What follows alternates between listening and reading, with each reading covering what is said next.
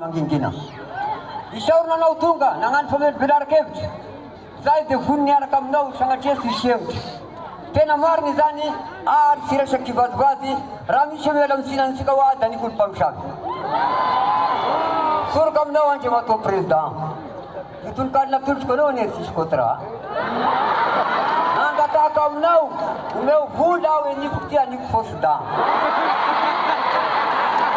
Maro magama korka mujabule zara kurangza ko manatja ufarana kokozi na pachure ko nare utiti azamia sara vilasi kama tu manonge na sika tagisha ulpaka pi kam tut kam no ko asa president azamangar ke baba ni pangaras komanjera ki arazamato nashmena pasham chulajen menik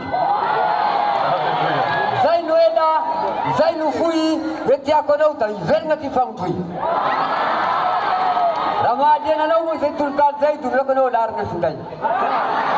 038 57 763 05. Panuracha apne frazi.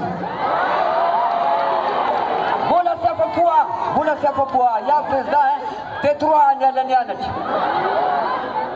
Za te troa nyalanyana san se mangala bari san kwa refa te au si to koraz platen ya ka cha te de cha ni na boksai au zalo uz karam ne jom refa kalu ma do karam ne jom ba da do brui nangalar ne da la gizar ko bagala rombo zawa zau baki pinoroce masnoro fano secreza aero ya moro adaura balketetia iyo madam dentistane mon botnif hein sai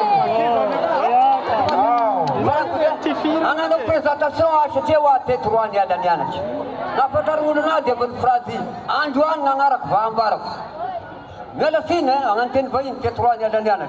Je me présente, je suis le monsieur Jean-Louis dit Abone Frazi. J'habite à Talambo-Berry. Je suis marié. Mon épouse s'appelle Madame Emendi. J'ai 3 fils, un garçon et 2 filles. Enfin, j'aime la Batourou jusqu'à l'infini. Au revoir, merci.